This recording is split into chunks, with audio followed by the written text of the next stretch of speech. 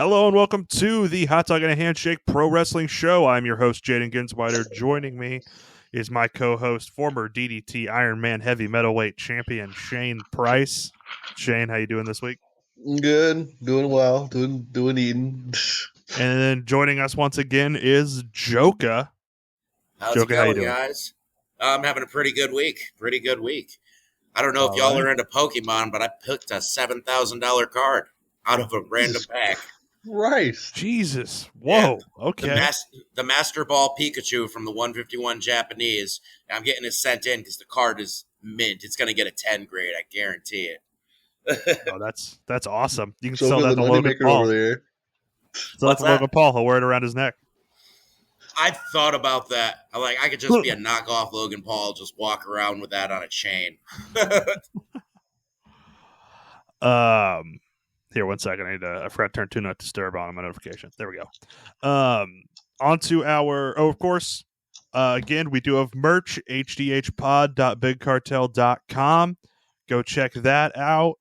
That link will be in the description, as well as Shane and I's Dropkick accounts. I haven't updated mine in forever. I need to go in and do a bunch of match updates, but Shane, you've been pretty on top of it, right? I've been off for a couple of weeks, but for the most part, yeah. Yeah.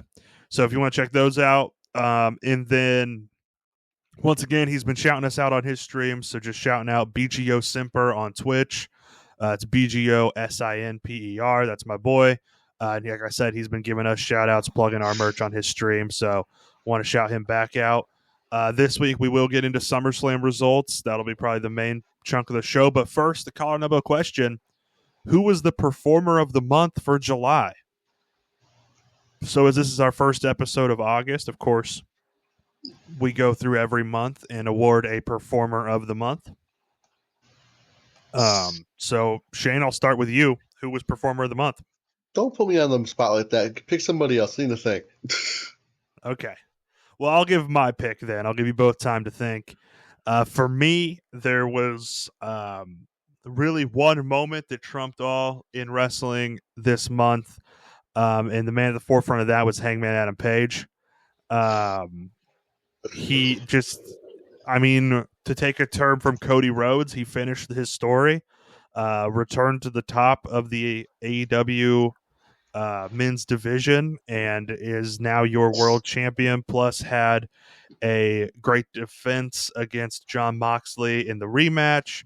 Great promos all month. So I'm giving it to Hangman Adam Page. Shane, do you got your pick now? Yeah, I think I'm going to shock the world and go Hangman Adam Page as well. Oh, I know it's wow. hard to believe. That breaks for me. Your 3-month Joshi streak. It'll be back next month. The 5-star GP this month. The Dream Star. The Tokyo Joshi. It'll be back next month. All right. And Jolka for who? Who was performer of the month? I'm going to go with Naomi. She's really been knocking it out of the park, and this is really the biggest push she's ever gotten. Yeah, that's fair. She had a great month. She cashed in the title for the title at Evolution. Technically, it was already this month, but she did just defend that title at SummerSlam, which we'll get to here in a bit. But speaking of titles, over in CMLL, MJF wins the CMLL Light Heavyweight Championship. Shane, how much of a deal do you think this is? An AEW wrestler getting a hold of the CMLL title? It's not like people in the titles in the States are a big deal. Obviously, they're the thing you want to get. Whereas in CMLL, it's not as much. Like, if I'm not mistaken, the guy before him had the title for a cajillion days. It was Averno. I don't know. I don't know how long he had it, but as you know, they always have it for like a cajillion days, but they'll defend it like 4 times in that cajillion day reign. Yeah. So it's not the same as an American title. He defended it 6 times in 464 days. Oh, wow. So it's not the same as an American title. Like once every 3 months. It is that the titles are definitely not the main focus of CMLL. Mystico is. Yeah. Okay. So it's just about being the top guy, really, not about winning a championship. Yeah. But it's still, I mean, interesting, especially for Forbidden Door season, that MJF just won a CMLL title. It may be defended more than a regular CMLL title with it being on an American wrestler. Who knows where he could take that. On to WWE. Of course, SummerSlam was this weekend, and with that came the SummerSlam tryouts. We do have a few notable wrestling names that were at this tryout. First, Vert Vixen from the Independents. Daga, who I believe is from Noah, right? Noah, but he's also Mexican. He's a Tessa Blanchard's ex-husband, so Interesting. LJ Cleary, who is the fiance of Lyra Valkyria and has been wrestling for Pro Wrestling Noah, and Ben Bishop, another indie name. So, what would you think of any of those four joining WWE? I mean, we'll get to later on why WWE is kind of like right now, but a big stage for all of them is well deserved. LJ Cleary's been killing it in Noah. Daga's been a very reliable hand in Noah. Mm-hmm. Bert Vixen's a very good indie star, and Ben Bishop as well. So Yep. The bigger stage is always nice for them, and I think LJ Cleary would be the biggest signing of these four. Yeah, I think LJ Clear is definitely the biggest name. Of course, it wasn't just them. There was a slew of other independent wrestlers. There were college athletes. There were people already on WWE Next in Line deals that were at this tryout. So it was a pretty big tryout. These were just the four names that stood out to me on that list. In other WWE news, they have canceled doing pressers after after pay-per-views. So honestly, this is a lateral move. I don't think the pressers brought us anything good. I mean, there was never a good question thrown at these people. Never a challenging question. The reporters that they allowed in there were obviously very screened before so that they wouldn't throw challenging questions, especially at Triple H. So really, I don't think these ever accomplished anything, and now they're gone. So who really cares? All it's gonna They did accomplish something. What's They that? gave Jey Drunk Uso a Jey world Uso. title run. They did. They did. Drunk Jey Uso saying yeet at one of these pressers. Well, it's the first. It's in the domino. Like the first little domino is that, and then the giant domino is Gunther tapping out at WrestleMania in front of tens of thousands of people. So To Jey Uso. Yeah. So again, nothing good ever came from these pressers. A false title run. Yeah. And then in partnership with GCW, the WWE ID champions were crowned. First was the women's champion, Kylie Ray, who's been a big indie name for a long time now. And then the men's champion is SEK from Coffeyville, Kansas. Cappuccino Jones wins the WWE ID title. So that's really big for me. Very, very much a hot dog and a handshake picks right here. You got the Chicago lady and Yeah. then the guy from SEK. Yeah. Yep. So that's awesome. Very excited for them. I both hope they both go on to have great WWE careers. And then just out of interest because some big stuff happened with SummerSlam. Jolka, do you still have that TKO stock? No, I sold my stock because Thank God. I made 3 cents on the whole endeavor. Okay. If you still had it, I was going to ask to see where it was at, but we can move I'll on from that. I can look it the up right regular now. price. Yeah. They're down by 1% today. Down 1% today. Yes, down 2% in the past 5 days. I'm gonna say, can you look at like the last week? But yeah, the last 5 days that works. So over the SummerSlam weekend and everything that happened there, they dropped 2% in their stock. Which is because they had a UFC event on Saturday too, so it's not like a. Mm-hmm. No, you would think it'd be a big business weekend for them, but Stock dipped when Hulk Hogan died. One week ago is when he I'm passed pulling. away. I'm gonna kill those company, brother. he pulled the stock down to hell with him. That plummet is right when he passed away. That That's That's crazy. insane. That that is lowest insane. point is 1 week ago. That's Imagine crazy. selling your stocks as a company's about to make a ton of money. Yeah. I was surprised they still aired the Real American Beer commercials during Netflix. Did I they? didn't. Yeah, I saw that. I'm surprised. I thought they'd take those down. Hey, it's They still money. selling the beer. I mean, Yeah, when still he's got doing still got his to sell beer. pose like that, is probably the last look he did have on his face. It's pretty sad to Yeah. watch now. Yep. On to the G1 climax here. I'll pull up the standings as we enter. I believe we're about 3/4 of the way through the tournament here, a little more. Did I Over have in a the A, Did I have what's a up? horse in this race? I feel like you did. I feel like I Yeah, I had a feel like pick in this. we had you pick somebody. He was the dude with the big smile. You said Yo, he went oh all the way to the my end last year. god, he picked Yoda Suji. Yes, him. Yeah, you picked Yoda Tsuji. So over in the A block, Yoda Tsuji is among the top with 8 points, as well as Evil, Yuya Uemura, Bolton Oleg, and Ryohei Oiwa. So all 5 of them have 8 points.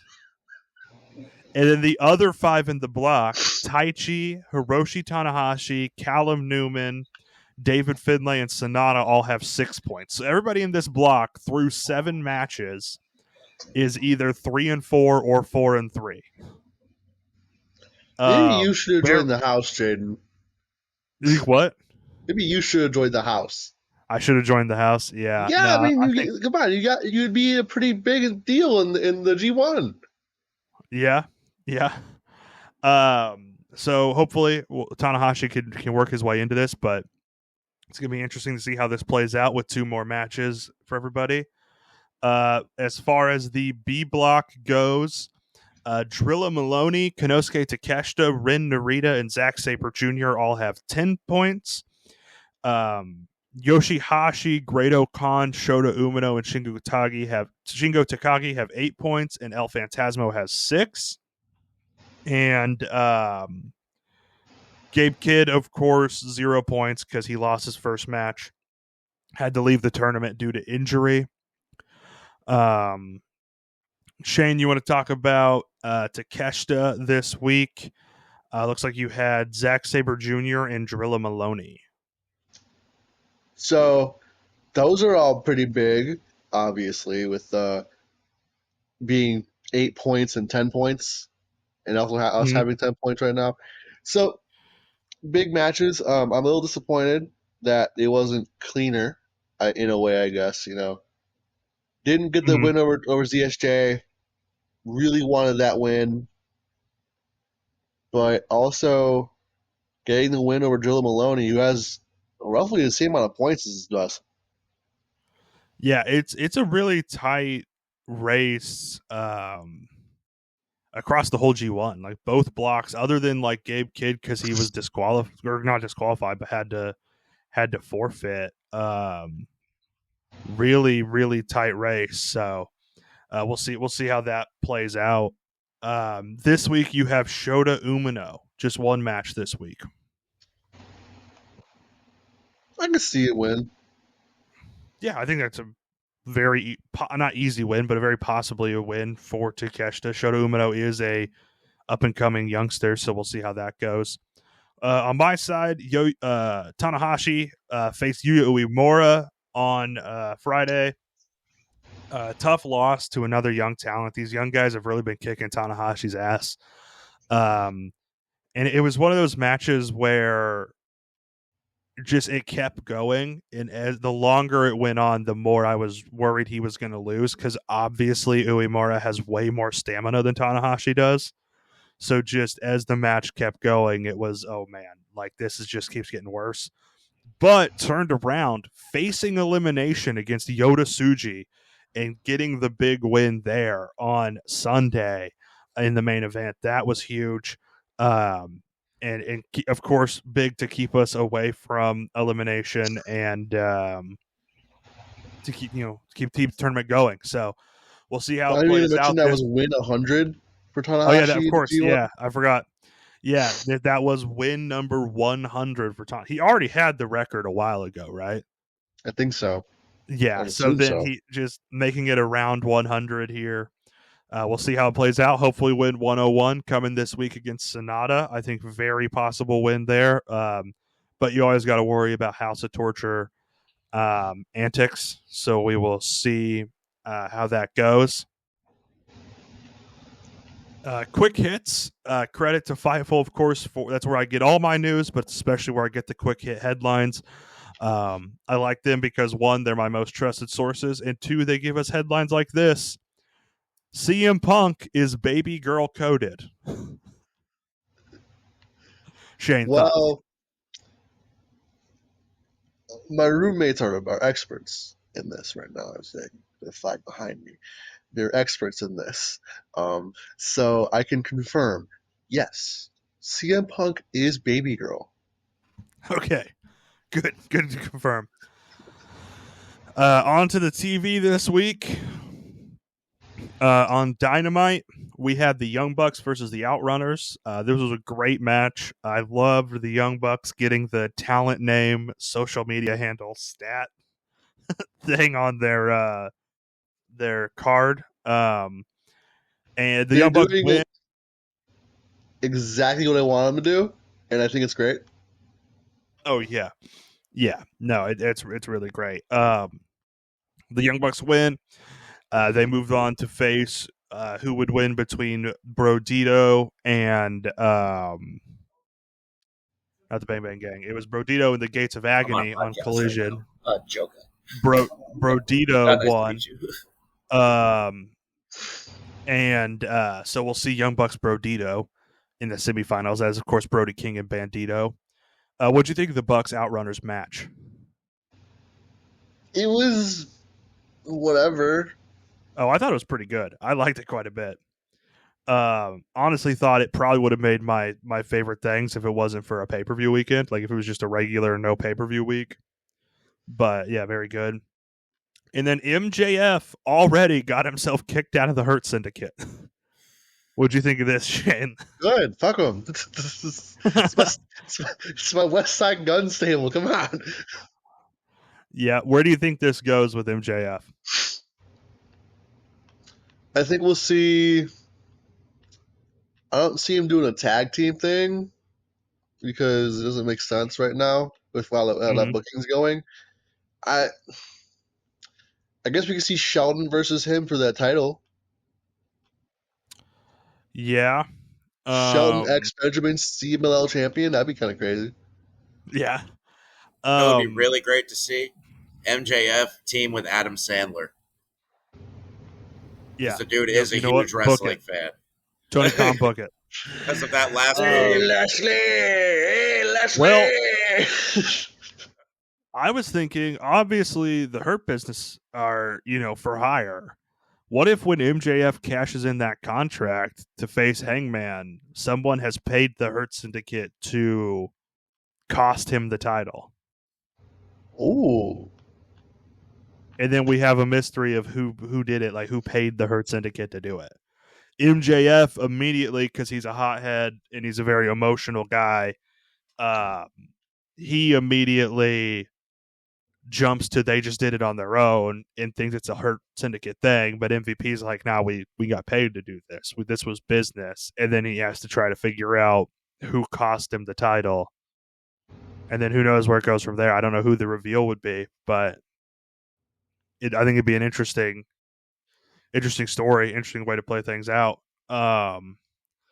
And then, of course, Hangman retained against Moxley. Talked about it a little bit earlier. But yeah, I thought it was a pretty good match. Not as good as their first one, but still pretty good It's TV hard to top match. that first one. Yeah. It's going to be real hard to top that. So, and it sets up Moxley and Darby as the next thing. And we'll see where Hangman goes from here. Shane, Forbidden Door. Who would you want to see Hangman defend that title against from New Japan or CMLL? Honestly, I think CMLL will be more fun when it's not going to be CMLL. It's not. Mm-hmm. Which I mean, there's a lot of choices in New Japan. You know, we got obviously anybody in G1. I think a good match here would be maybe like a Royal Iwa, Mm-hmm. I think Yosuji, Tanahashi Tanahashi, of challenging for the world course. title, AEW world title, yeah, in his last year, his last time in England. Yeah. Bolton Oleg that's his ring name, I guess. Mm. Yeah, they switch it all the time. Like New Japan is so inconsistent. It's either Bolton Oleg or Oleg Bolton. Like it's never it's never consistent which way they put the name.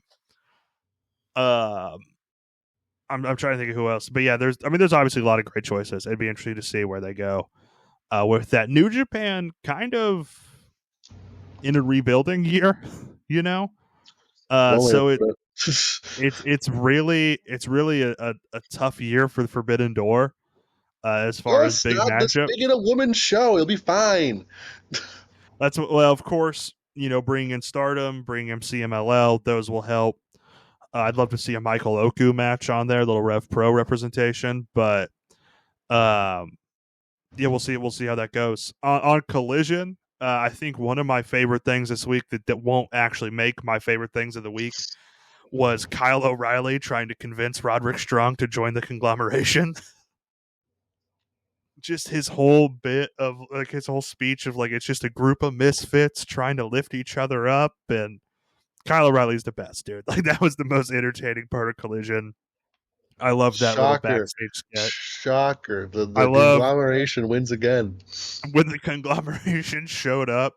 It was Willow, Hologram, and Tomohiro Ishii, and Hologram and Tomohiro Ishii didn't say a word. They just stood there. It was so funny. They're not there to say words. Yeah, They're they're here to just be there to menacing. conglomerate.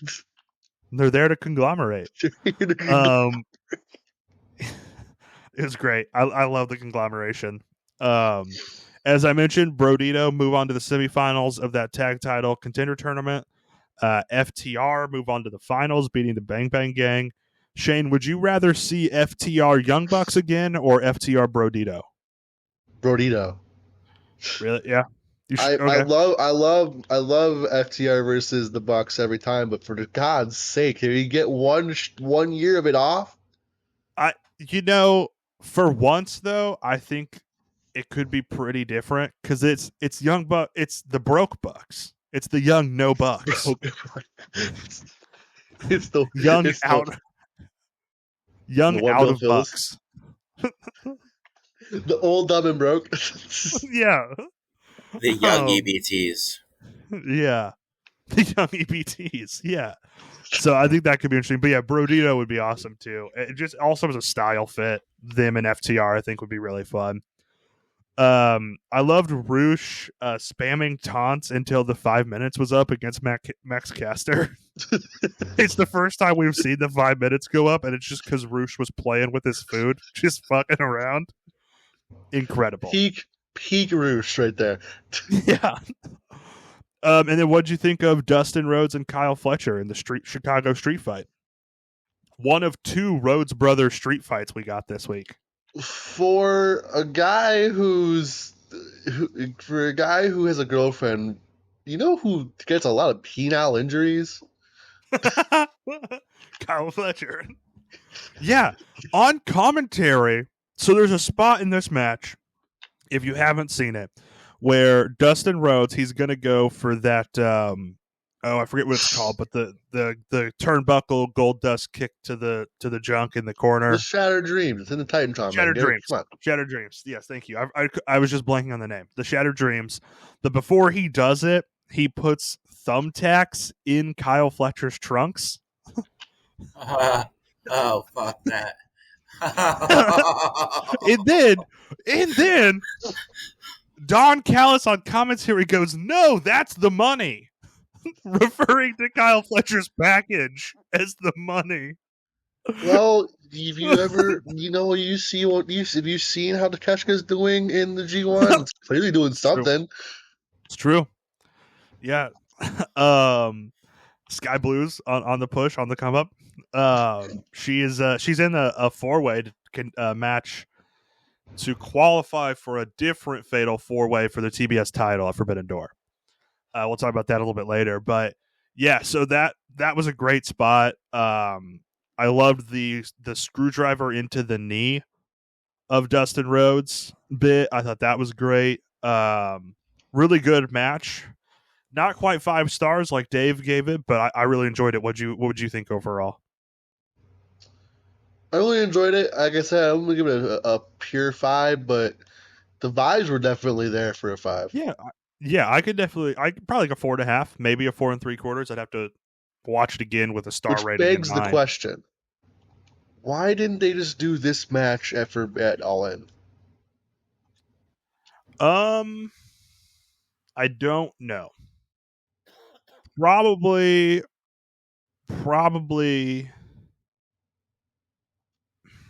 I think just to give Dustin Rhodes the moment, probably. Because you do this match at All In, and Kyle Fletcher, you're not going to have Kyle Fletcher pinned. So, that's really what I think it was. Like, I think it's just through the moment, and then it also got Sammy, and then it was Daniel Garcia. Was that the 4-way? Yeah. So it got Sammy and Daniel Garcia on the card. Okay, so if we did this match at All In, we get Sammy off the card. True, but also Daniel Garcia is off the card, so it's kind of a neutral move. Yeah, I think it was just give Dustin a TNT title reign. It'll be on his list of accomplishments when he retires and goes into every wrestling Hall of Fame known to man, except for the TNA Hall of Fame.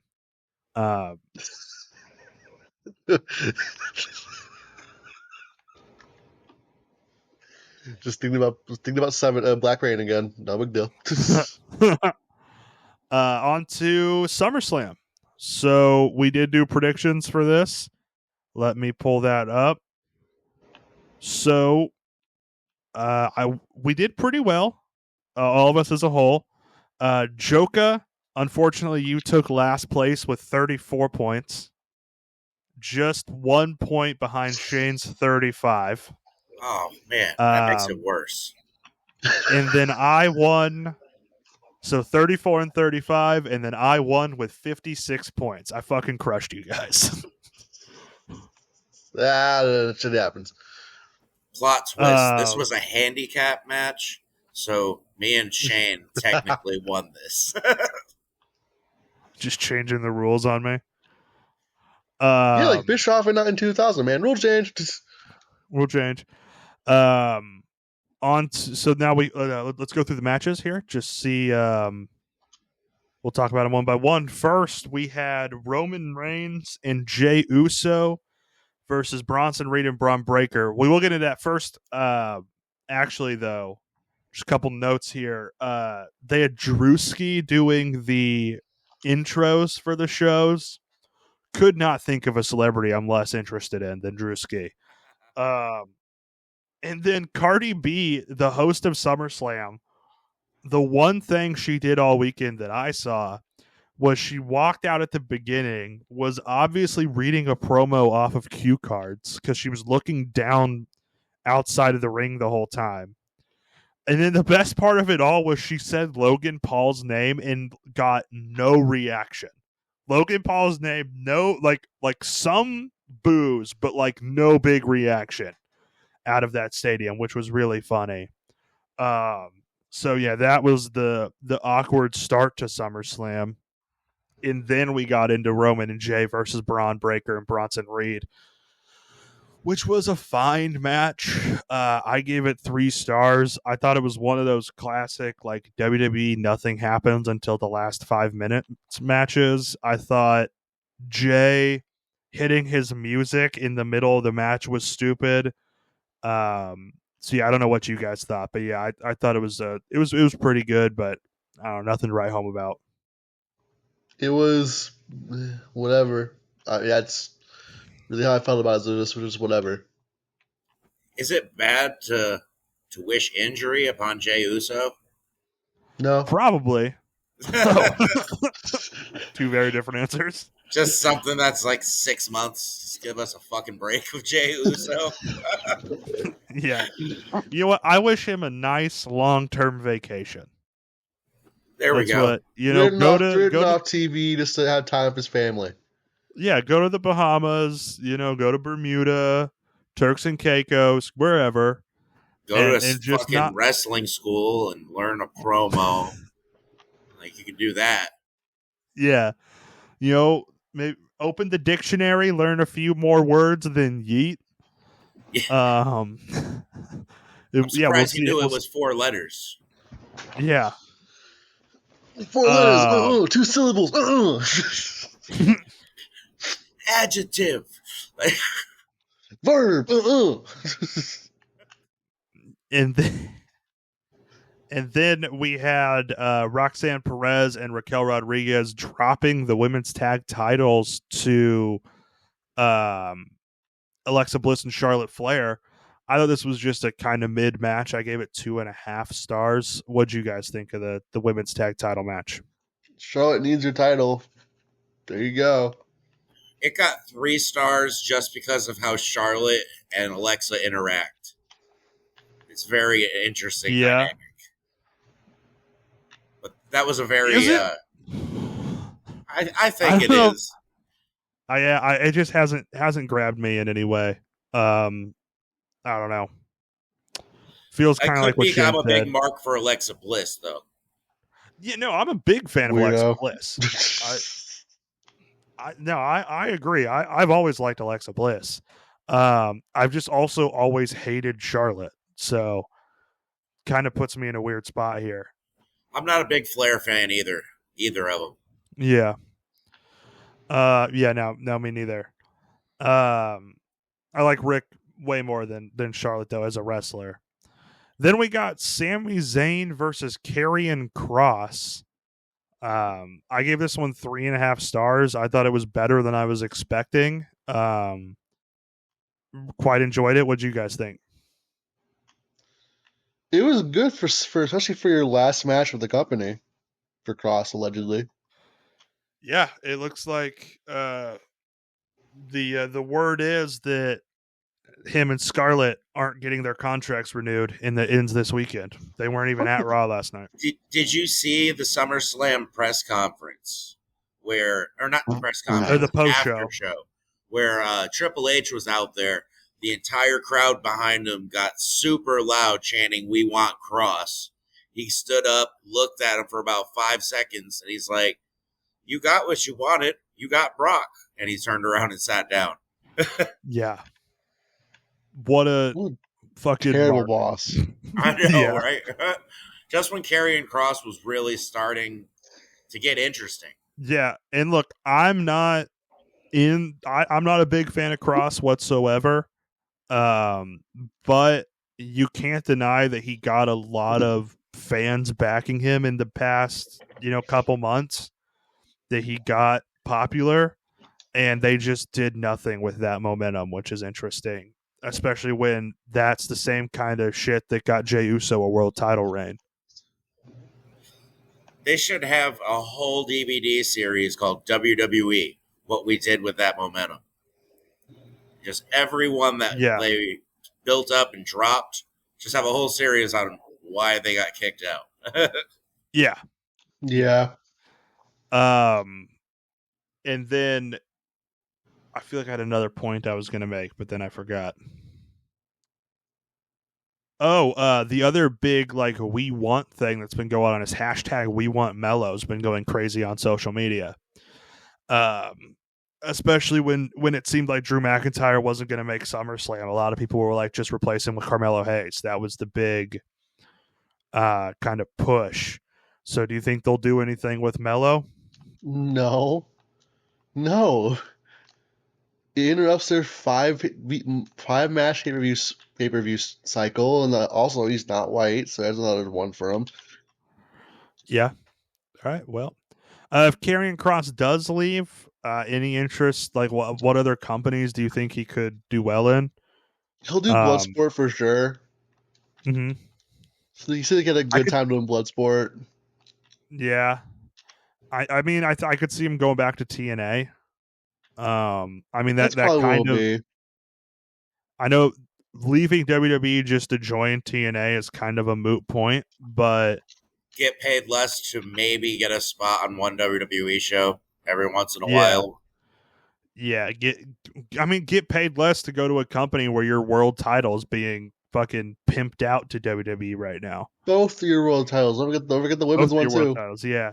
But I mean, I was just thinking specifically. I mean, Karrion Kross as Knockouts champion would be awesome and all, but I was just thinking specifically in his his perspective. Well, there's Scarlett too. I mean, yeah, but I don't know. We'll see where it goes. He could go to AAA also. I know he has some lucha experience, so we'll see. But back to SummerSlam here. The next match was Tiffany Stratton and Jade Cargill. A lot of people complaining about how short this match was. I gave it 2 stars, and if it went longer, that number was going to keep dropping. So I think they kind of hit their max. I was not a fan of this match. Jade Cargill has just shown a strong commitment to not improving that I can respect. I can respect the commitment. I respect the bit of just never getting better. And Tiffany Stratton couldn't really do anything with that. She's not experienced enough to make something out of that. So it just was a bad combination. What do you guys think? Yeah, I agree with everything you said. I believe it was a very quiet gorilla position when they came back from that match. Yeah, this was not a. Yeah, this is not one of those. The one a real monitor classic. It was not didn't get the locker room going. I'm sure. There were a lot of spots. Mm-hmm. Then we got Drew McIntyre and Logan Paul versus Randy Orton and Jelly Roll. Kind of same category as Karrion Kross and Sami Zayn for me. I gave it 3 1/4, and it was just way better than I expected. I thought Randy and Drew had some great stuff in there. I thought Jelly Roll being willing to go through the announce table. That's his new wrestling name is Jelly Don't Land on My Nuts Roll. For he just covered his balls when Logan Paul jumped from the fucking top rope. That was really funny. To quote a Jelly Roll project, Jayden, you gambled on the white boy. I gambled on the white boy, yeah.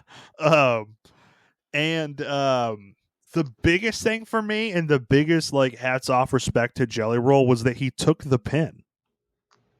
Oh yeah. You know what I mean? True. Logan Paul came in and who's pinned him? Just Roman Reigns? He's not lost a lot of matches as a celebrity. Bad Bunny, I don't think has lost at all as a celebrity. You know, you don't see celebrities come in and lose a lot. So him just coming in and taking the pin in his first match was big. And I feel like Bad Bunny would do the job they asked him, though. Yeah, probably. But yeah, I thought that was big. I thought that was awesome. He was better than I expected. Wasn't great, but better than expected. And again, I liked the Orton and Drew stuff. Right. So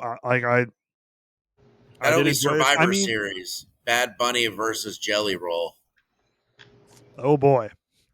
Team captains. See, what's crazy about those two though is it'd probably be a TLC match or something. It'd be just those two 1-on-1 in a TLC. Oh my god, could you imagine Jelly Roll trying to climb a ladder? And then splashing Bad Bunny. You remember that Money in the Bank where Big Show had that super reinforced ladder? Oh god, it looked like it weighed 100 pounds. Oh, poor Big Show. So yeah, just my only really problem with this is just, it still does suck that there's 2 spots on the card that could have gone to talent that have worked their asses off through the independents and through NXT and onto the main roster. But I'm going to give it to Jelly Roll on this one because he lost all of that weight so he could do something with WWE. So he's been preparing for this for like the past year or so. And he's not just trying to do it because he wants to get his name out there. He actually legitimately loves wrestling. So I give him hats off for doing that and putting the work in to be able to get a match. There is that, yeah. It's the skip the line aspect of it. You know what I mean? I completely agree. In comparison, a guy like Carmelo Hayes, who was wrestling all over the indies, spent years in NXT, worked his way to the main roster, and then now was left off the SummerSlam card. You know what I mean? That's Jelly Roll and Logan Paul. And my problem isn't just with Jelly Roll. It's still with Logan Paul, too, because he also skipped the line. Right. Like, Jelly Roll and Logan Paul took spots that could have gone to Carmelo and somebody else. And 99% of the time, I would agree with that. The only reason I disagree is because I get really mad when they give it to people like Drew Carey, giving him a Royal Rumble spot. And they just go in there and with no training and just wing it. That's what really gets me. Like, I thought that way about Bad Bunny at first, and then I saw how much he actually put work into it, and I was like, all right, I can get down with that. Okay, I mean that's fair. That's fair.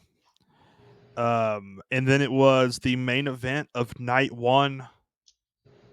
Gunther, CM Punk, World Heavyweight title. Shane, I'll give you the floor first. Real graps, real motherfucking graps. The crowd was silent because they haven't seen a match that was actually good in a while, and this delivered as being an actually good match. So congratulations, I guess. That's what it looks like to actually watch a wrestling match and not watch hype moments and aura. I knew it was going to be a great match with CM Punk and Gunther because they're both just true professionals, both of them. Mm-hmm. Yeah, it was an incredible match. I gave it 5 stars. Just kicked each other's asses for, what was it, like 25, 30 minutes, something like that. And it just ruled. It was an incredible match. Punk getting that moment, getting the end when he hits the GTS and Gunther's still on his feet, so he has to go in and hit another one, I thought was awesome. And yeah, very Shane, I know you had said it off air, it was a very King's Road match. Which, yeah, I'm sure. Yeah, I mean that's big. So that's a big praise from Shane. And then of course, what'd you guys think of the cash-in bit at the end? I was waiting for it. And it gets me really mad because I really did believe his injury for about a week. I was like, oh, he really did fuck himself up. And then I'm thinking about it. I'm like, he's going to fucking cash in at SummerSlam. He got me, though. I don't know about you guys, but he definitely tricked me. He got me.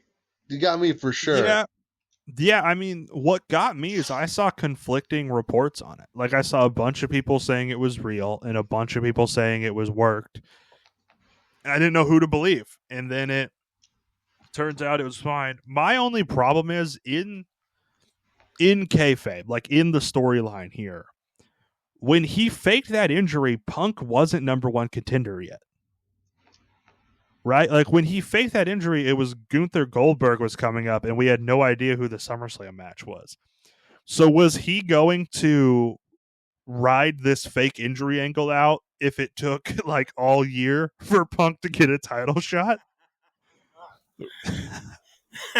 Like, was he just going to pretend to be hurt for like 10 months if that's what it took? I'm still hurt. Taking selfies at yoga. Yeah. Like, what if Punk didn't get a world title shot till like Backlash? And then on top of that, he doesn't have to just get the world title shot. He has to win the world title. He's just waiting in the locker room. He's like, all right, I'm going home again for another 5 months. Hope he gets a title shot. Yeah. So that was the only thing with me. And then he doesn't win, so it's like, oh, fuck. And then what I wish would have happened is I wish LA Knight would have been in on it the whole time. Last night on Raw, LA Knight should have charged out there, gotten Seth's face, and then instead of fighting, they should have hugged, and LA Knight should have joined his group. And it just would have been in on it the whole time, all part of the plan. Like, I thought that would have been a really cool addition to Seth's team. I really thought we had a chance of CM Punk interfering, but costing Seth the title. There was part of me against that was LA like, Knight last night. Yeah, there was part of me that was really wanting to see LA Knight bring the world title. Like that would have been 4 world champions in the span of 3 days. Would have been very Attitude Era. Yeah, absolutely. Just Gunther to Punk to Seth to LA Knight over 48 hours basically would have been crazy. And then that was the end of night 1. Night 2, which in my opinion was the better night, and I think that's kind of the consensus opinion. Kicked off with Naomi, Rhea, and Io for the women's world title. What did you guys think of this match? I think it was pretty good. Yeah, that was a very good opener. I gave it 3 3/4. It was a fun way to open the show. I'd give it a 4. It was probably better than everything excluding the main event yesterday or the night before. Mm-hmm. That's fair. So not much to say on that one. Naomi retained. The 6 tag team 12-man TLC match. This was a clusterfuck, is what it was. The trailer park riot. Yeah, this was insane. Candice LeRae got involved. The Wyatt Six end up retaining. What'd you guys think of this car crash of a match? How did Joe Gacy have to get a goddamn bump the entire time? I don't know. Well, that's smart on his behalf because that was one dangerous match, having so many people and so many ladders in the same vicinity. I was waiting for something to go wrong. One thing I hated was I hated the tables that had the little spots, like the little indent spots on them for you to place another table in. That was stupid. I hated that. That's fine for action figures. That's not. I don't want to see that on TV. That was dumb. They should disguise the 2 it better. tables on top of each other. Believe it or not, it is very hard to go through 2 tables without breaking your neck. I can see, like, if they could make that indent where nobody could see it, that would be cool. And I can see how that safety feature would be awesome. Because usually you hit the first one and then you slide off and fucking crash your shit. It sucks. Yeah. See, I don't know. That's all I had on that one. I gave it 3.5. Could have been better.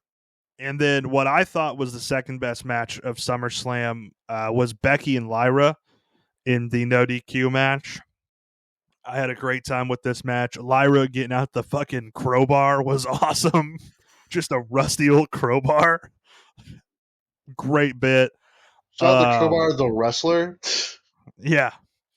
And I thought this match was incredible. Becky Lynch, low key, kind of a great like hardcore wrestler. Every time they put her in one of these Extreme Rules type matches, she does really well, and I really enjoy it. At least for WWE standards, I would like to see what she would do with I'd like to see if she's better without the WWE like ceiling of how much you can do. Like if she was in one of those AEW style women's street fights, I'd like to see how she could do. But for WWE standards, she's really good anytime she does one of these. For sure. I agree with that. Yeah. What'd you guys think of her and Lyra? It was definitely one of the better matches of SummerSlam. It's definitely setting something up for Lyra and Bayley. I just don't know what yet. Yeah. Well, I mean, because part of the stipulation was now Lyra can't wrestle for the women's IC title as long as Becky has it. So Right, and I thought of trying to think of a way out of that for her. Like maybe challenge Bailey, and if she wins, Bailey can't have a title shot against her, and she gets her rights back or something like that. Maybe. I don't know. We'll see. Maybe it's just a way to move on to something else with Lyra. So we'll see what that ends up being. Next match was Solo Sikoa, Jacob Fatu in a cage match. This has to be on the lower end of the spectrum as far as cage matches I've seen. I did not like this. I gave it 2 stars.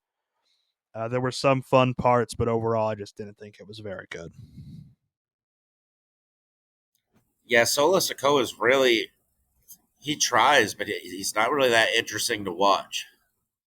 Yeah. Yep. Jacob Fatu is definitely, but it's hard wrestling somebody that has no reaction from the crowd. They don't boo him, they don't cheer him, they're just Yep. That's kind of what I've been saying with Solo. He's just not interesting on his own. He'd be a great comedy act, like low card comedy act. He's just not good to actually be involved in stuff. And then we got the men's Intercontinental title match: AJ Styles, Dominic Mysterio. I thought this was pretty fun. I gave it 3.5 stars. I loved AJ Styles' Eddie Guerrero entrance just to fuck with Dom and get in his head. I thought that was very good.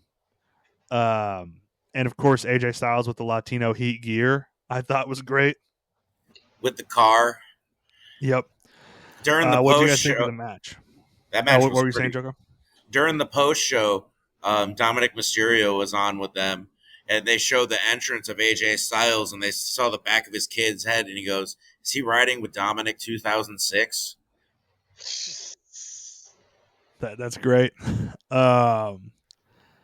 So the match overall, though, I thought was pretty good. What I liked the bit with Dom getting out of the calf crusher by taking his boot off.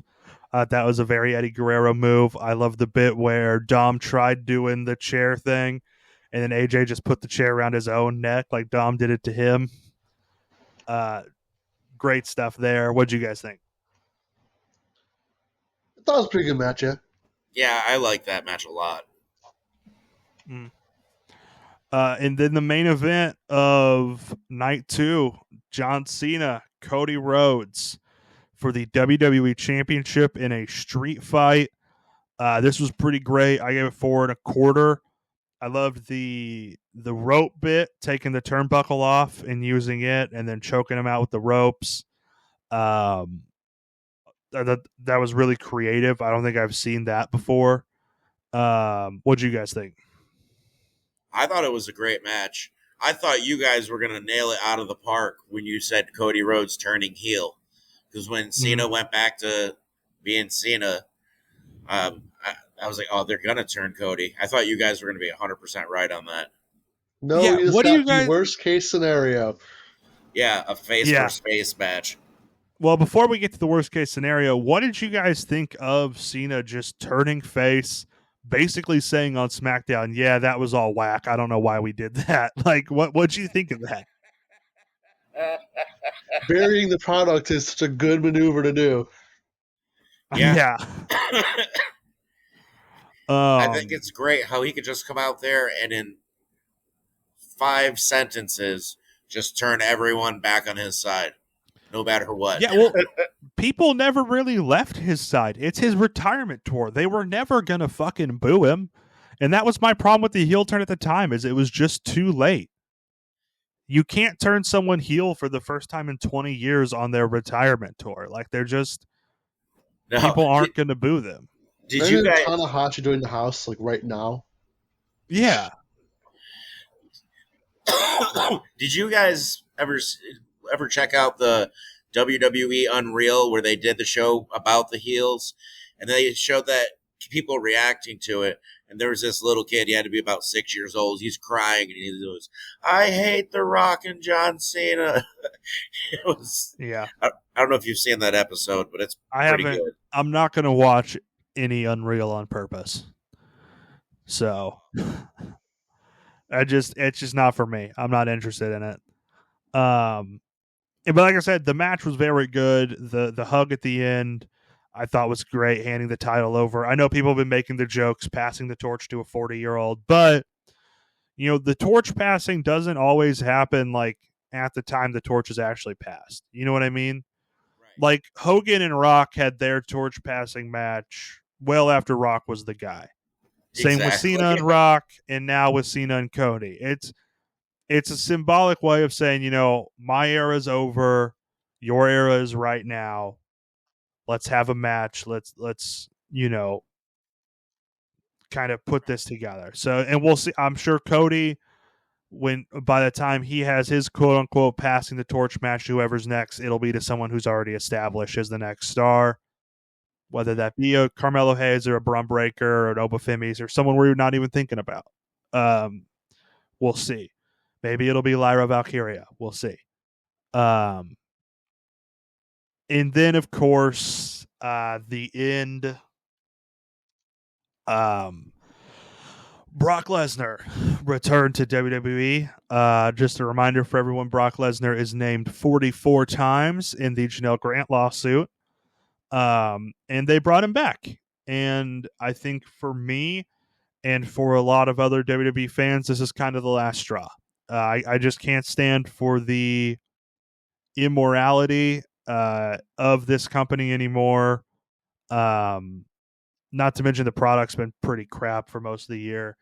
But I can't do it anymore. I've pushed through and just kept watching for the sake of the podcast. But at this point, I think we won't be covering WWE week to week anymore as far as TV. Any big news we'll still talk about. Jolka, you'll still have, if you still watch Raw and SmackDown, you'll still have an opportunity to talk about it here. It's just that I'm not going to watch it. We'll still do, for the fun of predictions, we'll still predict the pay-per-views, but we're not going to do big reviews like we're doing of SummerSlam. I like that idea. I can just do a quick little WWE segment, and then we can do the rest of the show around that. Cool. Yeah. So something I'm going to see. Yeah. It'd be terrible if you're at Jolka's AEW segment. Yep. Yeah, Jolka, what were your thoughts on CMLL this week? Well, let me say, Mystico really knocked it out of the park again. Yeah, you can pretty much just say probably good there. Every week, and that's pretty much the recap.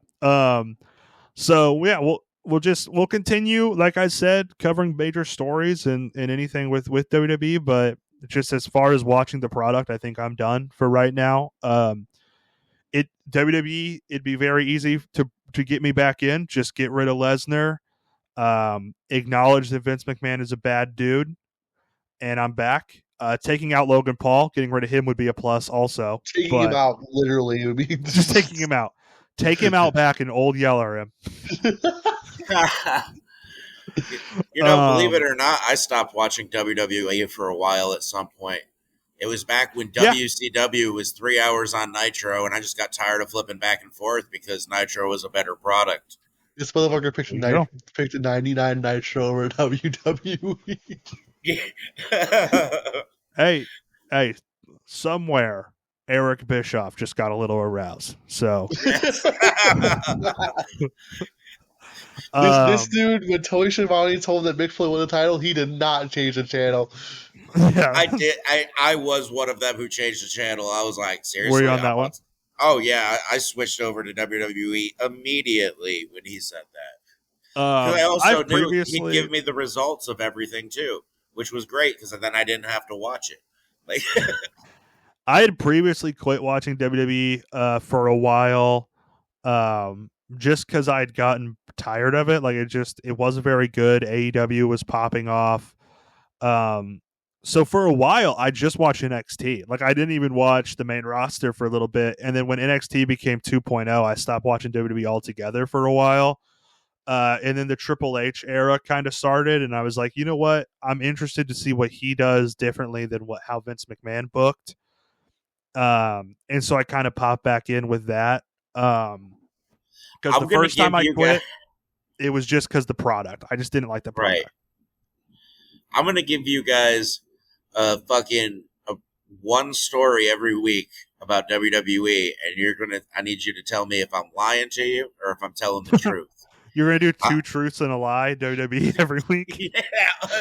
Like, they haven't been watching. Let's see what happens. Like, Brock Lesnar kicked a child. Like, True. Truth. True. he probably did, as I It was probably saying. wasn't even on TV. It was probably just like just on the This street. morning, Waffle House. Yeah. Yeah, you could be like, yeah, there's a 7th El Grande Americano, and I'd be like, yep, true. Oh my God, if he came in with El Grande Americano as Brock Lesnar. Oh my God, oh God, if they had the balls to do something that weird, if they had the balls to do something that weird, it might bring me back a little bit. He just Like, dumps it, does the shooting star press from the top rope. Oh my God, he couldn't. He can't I'm do a back. shooting star press anymore. He couldn't do it cannot. back Like his body would explode. Like it's just on impact. Every muscle in his body would tear apart. Did you see how winded he got just going down the ramp and delivering an F5? Yeah, I did. Insane. I still would not want to be on the other end of Brock Lesnar anything. That guy is huge. Yeah. But to put a bow on the SummerSlam recap, if you take out the Lesnar part for me, I think it was a solid 6.5 out of 10 for the 2 nights. I like night 2 more than night 1. But the Brock Lesnar thing just kind of ruined the whole experience for me. Anything else on SummerSlam from you guys? Nope. No, just the big thing I took away from it was the after show where they were chanting, "We want Cross," and Triple H just staring at them like, "You're welcome. You wanted Brock," and I'm like, "That's fucked up." You want Brock? You got him. You wanted Brock, so we brought him back, but it was all John's idea. Yeah. He really wanted to just stamp his retirement and make sure he's not coming back because Brock Lesnar's going to hurt him. I can't. Yeah. If he gets injured in this whole thing, it's going to be with Brock Lesnar. It was funny that Nikki Bella's back for like this actual run, and since Evolution, she was in an 8-woman tag match and a Papa John's commercial at SummerSlam.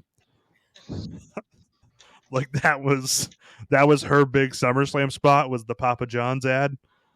So I guess now tape up the light tubes, take the door off its hinges. It's time for Shane's GCW corner. Well, we had a big fucking week, so it sucks. I'm not gonna talk all about it.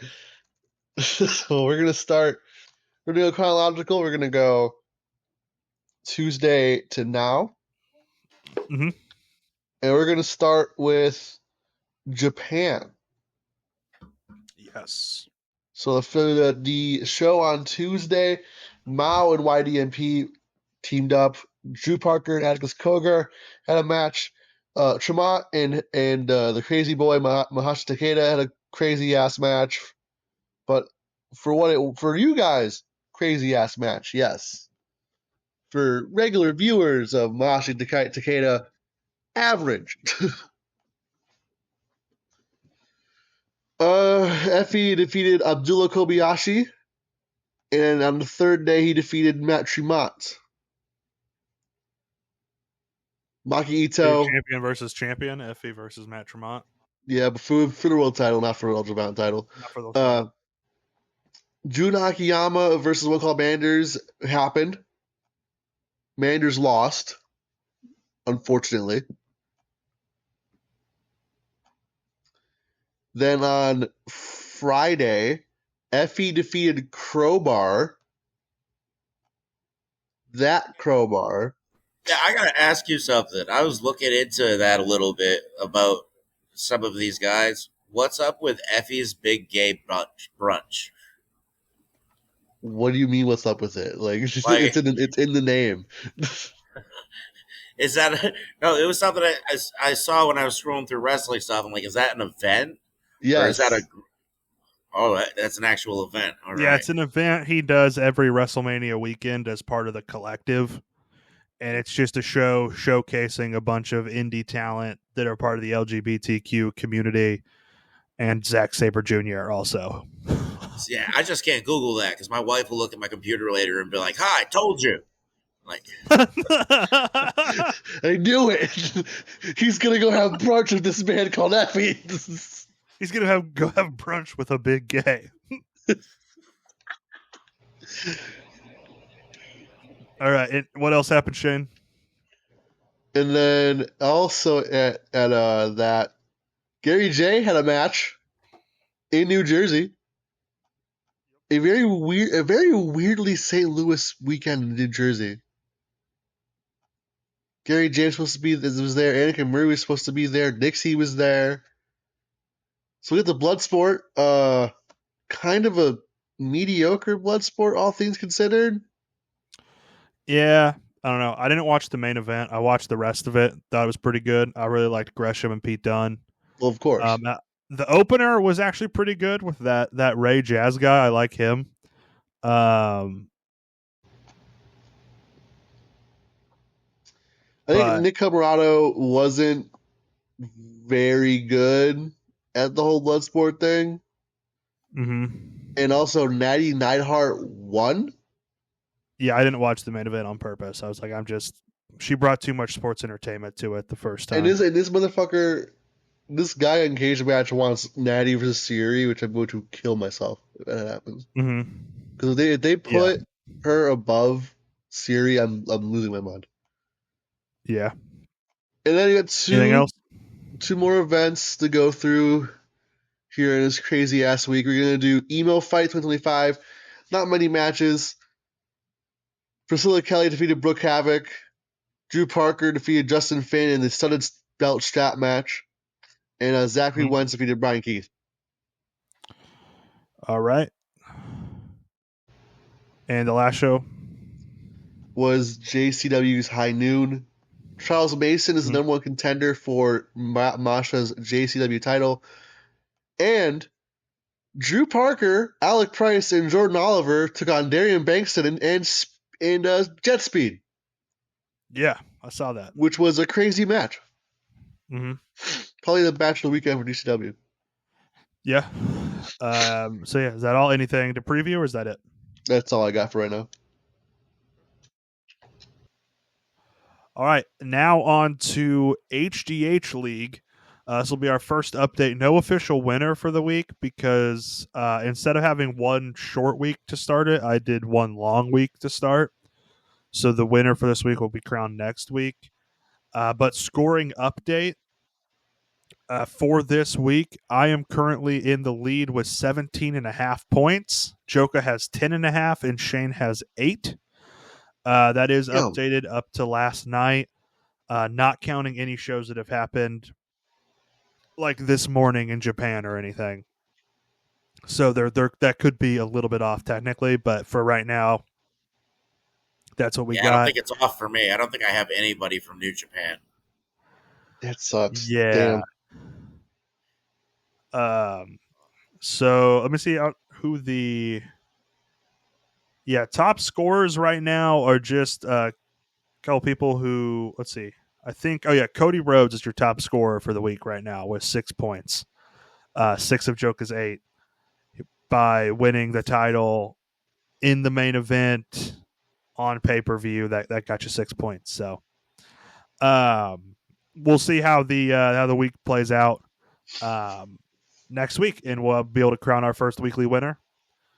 On to our favorite things of the week.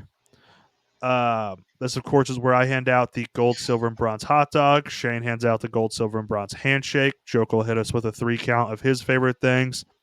As always, Shane, what's the bronze handshake? Let's start there. Suzu Suzuki versus Momo Watanabe.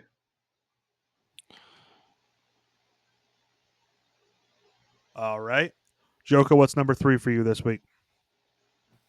Dragon Lee versus Dominic Mysterio with the trio of El Grande Americanos. I don't know why I just can't get enough of that character. I don't know what it is, but damn. All right.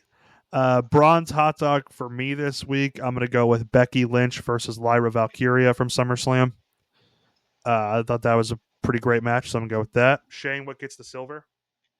Yuna Mizumori and May Sierra.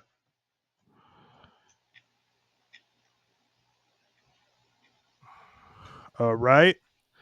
And the number 2 from you, Joka. Seth Rollins trifling ass cashing in high money in the bank. All That's my right. negative bronze, silver, and gold. My silver is going to be Dustin Rhodes versus Kyle Fletcher from Collision. And that street fight was really great, so I'm going to give that my silver. Shane, what's the gold handshake? Come on. You have to ask. Is it Gunther versus Mr. CM Punk? It is Gunther versus Mr. CM Punk. There we go. That's my gold as well. Joka, what's your number 1? Becky Lynch. You can't see him anymore. That shit was the pop of the fucking week. With All right. between, On even Raw last night. that got a bigger pop than anything on SummerSlam. Like, Yeah. All right. That's our favorite things of the week. On to the lightning round. This is where I will tell you guys what matches we're getting this week. Shane will give me his excitement level on a scale of 1 to 10. And then for Raw, Joka will do the same. So Shane, from Dynamite, Alex Windsor versus Sky Blue versus Queen Aminata versus Billy Starks to advance to the TBS title 4-way at Forbidden Door. That's a 10. It's a 10. Young Bucks versus Brodito in the semifinals of the Tag Contender Tournament.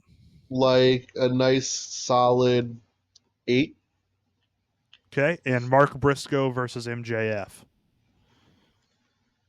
I'm gonna give it a 7. All right, that's my 10 of the week. I'm really excited for that. I want to see how that plays out. On Monday Night Raw, we have Becky Lynch versus Maxine Dupree. Joka, what are your thoughts? Excitement level out of 10? I'd say a 7. Because there's going to be some kind of gimmick in it. It has to be. Mm-hmm. Sami Zayn versus Rusev. 3. All right. And Naomi versus Io Sky for the Women's World title. An 8. Yeah, 8. an 8 definitely. All right, my match recommendation of the week. Sticking with SummerSlam here, I'm going to go back to 2016. John Cena versus AJ Styles. One of John Cena's best, if not his best, SummerSlam match. So I'll give you that. Next week, we don't really have anything big to talk about or predict. So I'm going to try a new gimmick here. I'm going to make a bracket of theme songs, and we're going to go through and pick the winners. So when I finalize who's going to be in it, I'll send you guys a playlist with all the songs so you can listen through just as a refresher, and then we'll go in and we'll go through and do a bracket of theme songs. You're talking to the guy who only listens to that for music. I put my headphones on, I hit WWE playlist, and just let it roll. Yeah. So we'll go through that next week. As far as classic reviews, we just put out SummerSlam 07. We'll have Noah Departure 2000 coming out this week. Yeah, we have plenty more classic reviews too. WWE, New Japan, ECW, WCW, some indies all over the place. So go check those out. And just remember to enjoy wrestling.